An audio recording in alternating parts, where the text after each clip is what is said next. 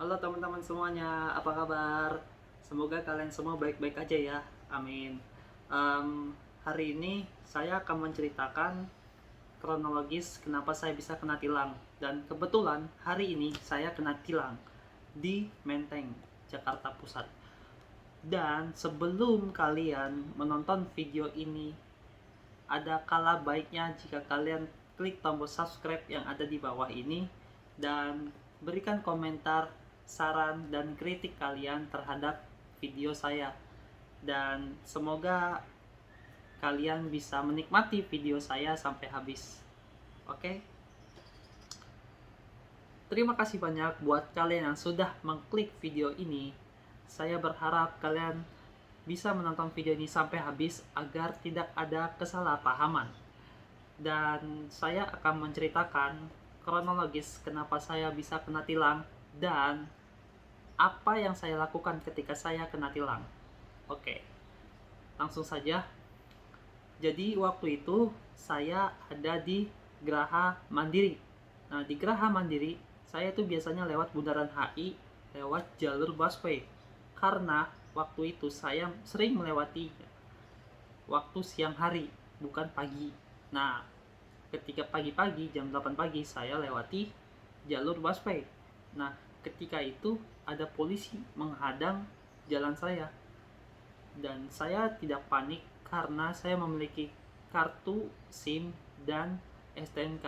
Ibarat kata surat-surat saya lengkap gitu ya. Nah, karena saya surat-suratnya lengkap, saya berani dong. Akhirnya polisi berhentiin saya.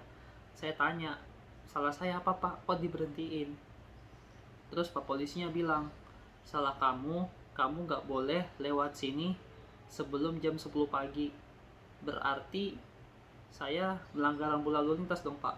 Iya, kamu melanggar rambu lalu lintas. Nah, terus polisinya minta tuh surat-surat saya kan. Polisinya bilang, boleh lihat surat-suratnya mas? Oh boleh pak, saya bilang gitu. Pas saya keluarin SIM sama STNK, terus dia bilang, oh bapak Muhammad Reza ya? Iya pak. Ini kamu kena tilang, sambil nulis, dia sambil nulis, kamu kena denda 250.000. Saya shock dong ketika dia bilang segitu. Kok mahal pak? Saya bilang, ya benar, kamu itu sudah melewati jalur yang bukan hak kamu. Kamu sudah melanggar, dan ini adalah total kesalahan kamu ketika kamu melanggar rambu lalu lintas. Ya tapi nggak segitu pak. Terus pak polisnya bilang gini, yaudah kamu mau bayar di sini apa di kejaksaan? Terus saya bilang dong, saya mau bayar di kejaksaan aja. Terus pak polisnya bilang, kalau kamu bayar di kejaksaan harganya juga 250. Ya udah pak, nggak apa-apa, saya bilang, karena saya tuh udah pernah kena tilang, jadi saya tahu harga kena tilangnya berapa aja gitu. Untuk masalah rambu lalu lintas, saya pernah waktu itu kena tilang seharga 75.000, bayarnya di kejaksaan. Dan banyak banget sih yang nawarin jadi calo gitu, cuman saya nggak berani. Saya khawatir mereka mintanya banyak.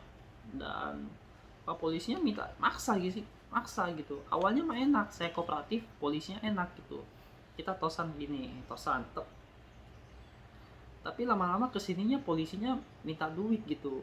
Kayak apa ya, polisinya mau saya tuh nyogok dia gitu, 250. Saya tahu itu uang gitu kan, dan saya tahu juga kalau dia bisa di saya minta kurang bisa, tapi saya nggak berani. Bukannya saya nggak berani ya, kayak gimana ya, buat apa sih gitu kan saya nyogok? Kan saya salah, otomatis saya harus membayar kesalahan saya di tempat yang seharusnya, bukan nama pak polisi itu gitu. Dan setelah itu surat-suratnya dibikin nih ya, kartunya ya, nih saya kena tilang. Saya harus ngambil SIM saya di tanggal 2 Oktober 2020. Karena itu hari Jumat, saya akan ngambilnya hari Seninnya, berarti tanggal 5. Nah, untuk kalian yang kena tilang, kalau kalian punya SIM, punya STNK yang masih aktif, dan kalian menggunakan atribut yang lengkap, kalian nggak usah takut, nggak usah panik. Kalau kalian diberhentiin sama Pak Polisi, tanya Pak Polisinya, salah saya apa, gitu. Jangan jangan sampai Pak Polisi nahan kamu tanpa alasan. Nah, untuk yang tadi Pak Polisi yang menilang saya, dia kan meminta duit 250. Walaupun dia minta duit 50.000, nggak saya kasih. Kenapa? Kalau saya kasih, sama saja saya menyogok Pak Polisi itu.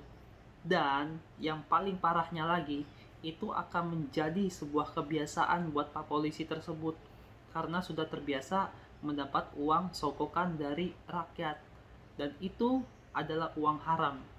Dan saya berharap rakyat kita pintar gitu cara memandang sikap kita terhadap polisi gitu. Dan selanjutnya saya ingin mengatakan kepada kalian, gak semua Pak Polisi itu seperti itu. Kebanyakan sih yang minta sogokan Pak Polisi itu yang udah tua-tua gitu, yang perutnya agak buncit biasanya. Dan ada juga sih yang bapak-bapak, kecuali yang Pak Polisinya masih muda gitu. Kemarin waktu pertama kali saya kena tilang, saya ditilang sama Pak Polisi yang masih muda. Dia bilang, kamu bayarnya di kejaksaan ya, nggak bisa di sini Pak. Saya bilang kan, oh nggak bisa. Nah itu baru polisi yang bagus, polisi yang bijak. Saya awalnya mancing kan, kenapa nggak bisa bayar sama bapak.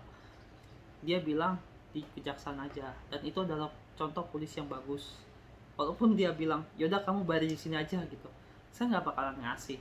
Saya cuman menguji dia, apakah dia benar-benar melaksanakan tugas dia dengan baik, atau dia ingin memanfaatkan tugas dia itu untuk kepentingan pribadi. Intinya, jangan panik kalau kalian kena tilang. Ikutin aja instruktur dari Pak Polisi. Kalau kamu kena tilang di Jakarta Pusat, kamu harus ke Kejaksaan Jakarta Pusat. Dan saya akan membuat videonya kembali tentang saya akan mengambil SIM saya yang kena tilang ini ke kejaksaan. Jadi untuk videonya sampai sini aja, dan nanti akan saya lanjut ketika saya sudah mengambil SIM saya kembali. Nah, buat kalian yang nggak punya SIM, yang nggak punya STNK, atau STNK kalian mati gitu kan, lebih baik kalian harus lengkapi semua surat-surat kalian. Khawatirnya ketika SIM kalian nggak punya, STNK kalian mati, yang ditilang itu bukan surat-suratnya tapi motornya. Maka kalian harus mempersiapkan diri sebelum berkendara. Oke? Jangan lupa juga pakai helm, kaca spion yang lengkap, dan knalpotnya juga jangan berisik. Pokoknya semuanya kalian harus mematuhi aturan rambu lalu lintas yang ada di jalan raya. Sebenarnya itu adalah teguran buat saya, karena saya nggak tahu kan. Kita orang awam, kita kooperatif sama polisi, dan kita juga orang yang memang nggak semuanya benar, pasti ada salahnya gitu. Jadi kita kooperatif, kita terima kesalahan kita. Yang penting jangan bayar di tempat, jangan bayar polisinya. Walaupun saya tahu itu mudah, tapi itu akan menjadi kebiasaan buat Pak Polisinya. Jadi nyogok. Itu yang membuat Pak Polisi itu semuanya gendut. Oke, itu aja saran saya ke depannya. Kalian harus mematuhi rambu lalu lintas. Dan kalau kalian kena tilang, kooperatiflah. Maka Pak Polisi akan senang hati melayani kesalahan kalian. Oke, mungkin sampai sini aja videonya. Saya akan lanjut ketika saya mengambil SIM. Bye-bye.